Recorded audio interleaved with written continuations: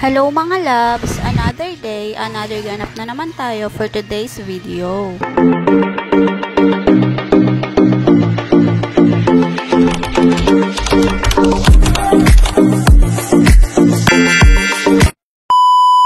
Paalis na nga si Daddy ng mga oras na yan at bigla naman bumuhos ang ulan. Kaya naman inabot ko agad sa kanya yung kapote niya dahil nga hindi niya ito dala. Kinuha ko na nga rin muna yung payong namin sa loob para naman mapayungan siya habang nagkakapote siya. Hindi rin talaga namin ine-expect na uulan kaya nga hindi niya talaga dinala yung kapote niya. Mabuti na nga lang at umulan nung nandito pa siya. At least nakapagsuot agad siya ng kapote at hindi siya nabasa ng ulan. At nang nakapagsuot na nga siya ng kapote ay nakaalis na nga si Daddy dahil nga malilate na nga siya. Pumasok na nga rin ako sa loob dahil kailangan ko ang isarado ang pintuan namin para naman hindi tumalsik yung tubig sa loob ng bahay namin. Mabuti na nga lang din na ipasok ko din yung mga sinampay ko at kokonti lang naman yun. Naipasok ko na nga rin yung mga nilabahan ko na doormat dahil nga tuyo na rin naman ito. Inilagay ko na nga rin sa loob ng kwarto namin yung mga sinampay na ipinasok ko at dagdag na naman nga ito sa mga tupiin ko.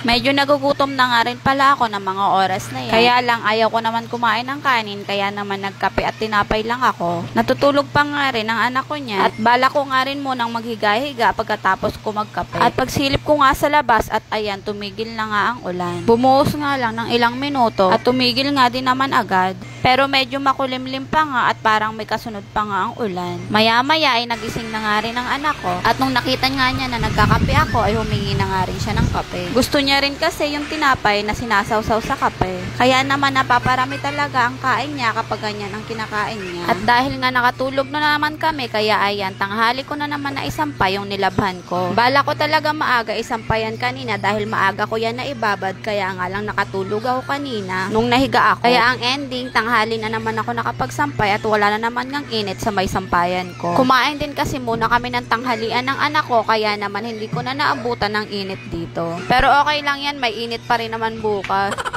Matutuyo din yan pero wag lang sana abutan ng ulan. Natapos na nga ako magsampay at sakto nga lang yung nilabahan ko sa sampayan ko. Kunti lang din naman ulit yung nilabahan ko at bukas naman ulit. Kaya nga lang tingnan nyo naman ang langit at nangingitim na naman. At mukhang babagsak na naman ang malakas na ulan. Ayan kasi tulog pa more. Natuyo na sana sinampay ko kanina kung maaga ko to na isampay. Kinaumagahan na nga nito at dahil Webes pa nga lang ay kailangan pa rin natin gumising ng maaga dahil nga may pasok pa rin si Daddy. Syempre balik pa rin tayo sa morning routine ko, ang paghahanda ng babaunin na pagkain ni Daddy. Naglagay na nga ako ng kanin sa baonan niya dahil naasikaso ko na nga rin yung ulamin niya at hindi na nga rin ako nagluto dahil nga may ulam pa kami kagabi at yun na lang din ang babaunin niya. At pagkatapos ko na nga mag-prepare ng kanin na inayos ko na nga rin at nilagay ko nga sa lagayan. Dahil nga hindi pa rin kami nakakabili ng lunch bag niya ay sa eco bag din muna ulit ang gagamitin niya. At nang okay na nga ito ay diniretso ko na nga rin ito sa bag ni Daddy at inilagay ko na nga rin yung tumbler niya. Napakahirap na ang isarado ng zipper ng bag ni Daddy dahil nga sira na nga rin ito. Pinagtsatsagaan niya na nga lang dahil nga wala pa kaming pampalit dito. Okay pa rin naman ito at nagagamit pa naman. At dahil nga medyo okay ang panahon ngayon, naiayos ko na nga rin yung sinampay ko sa labas dahil nga hindi pa nga ito natuyo kahapon. Dahil nga anong oras ko na rin ito na isampay kahapon at mga ilang minuto nga lang ng pagsampay ko ay bumagsak na nga rin ang ulan. Mabilis lang din naman ito matuyo kasi dito naman unang umiinit sa may pwesto ng pinagsampayan ko. At dahil nga natutulog pa ang anak ko ay nagkape na nga lang din muna ako dahil nga marami akong gagawin at maglilinis ako ng bahay.